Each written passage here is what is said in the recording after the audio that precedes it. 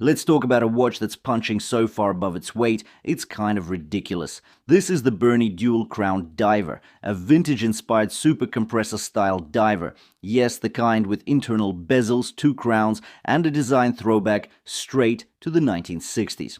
But here's the kicker. This one costs just $80 on a silicone strap, or $90 on a stainless steel bracelet, and what it offers at that price point is flat out absurd. This is a proper diver's tool with serious spec sheet weight.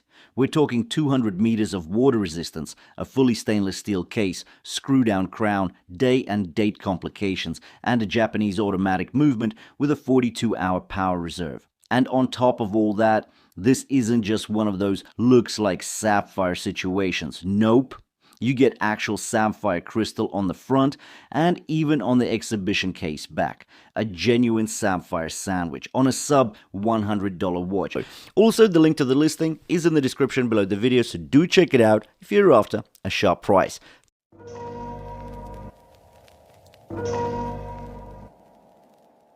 Let's go over the sizing. The case diameter is 41.8 millimeters with a lug-to-lug length of 52.3 millimeters.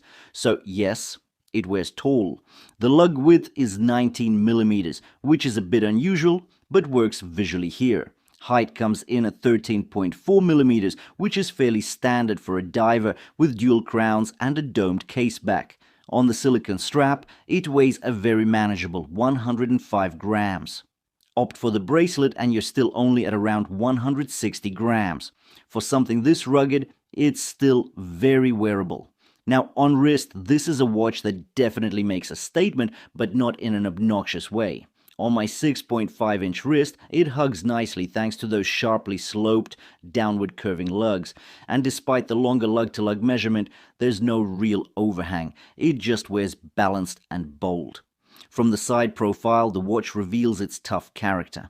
The flanks are flat and vertically brushed, adding an industrial edge to the case. The brushing is tight and consistent, almost giving off a satin-like finish. Then there's a bevel leading up to the lug hoods, and those are radially brushed, keeping things crisp.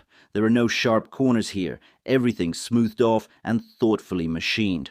You also get a fixed outer bezel. Not a rotating one, but a design feature that adds some extra structure and visual separation from the case. It's a clever touch that elevates the overall silhouette.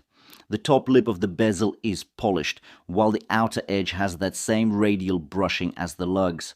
That contrast in finishing, it adds light play where it matters, without going over the top. On the right side of the case, we've got the twin crown setup. At 2 o'clock, a non-screw-down crown that rotates the internal bezel. And at 4 o'clock, a screw-down crown that controls the time and day-date settings.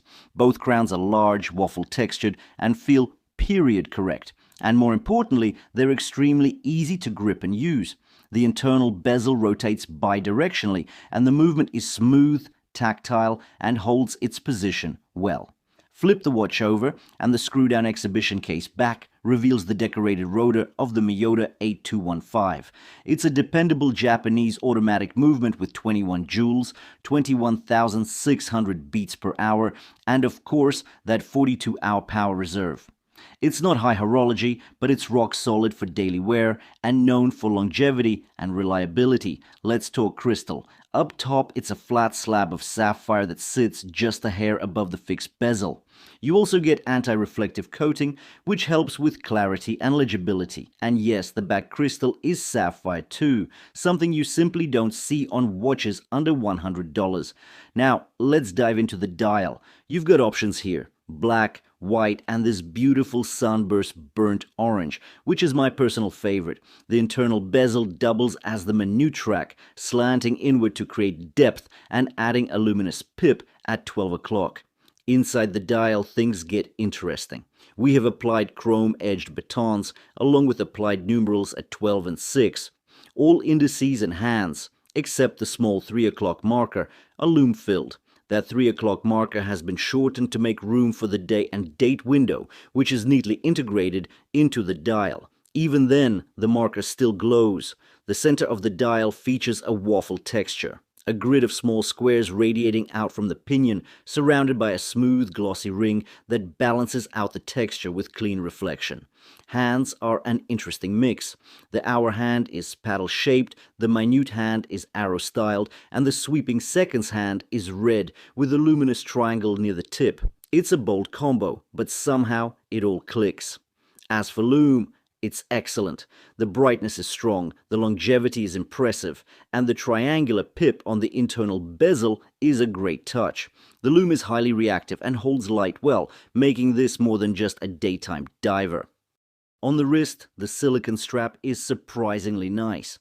It's not just a smooth rubber slab, it's textured to look like a 3-link bracelet. On the underside, it's flat and soft, but the outer layer has this faux link structure that adds depth and style. It's light, flexible, and comfortable to wear.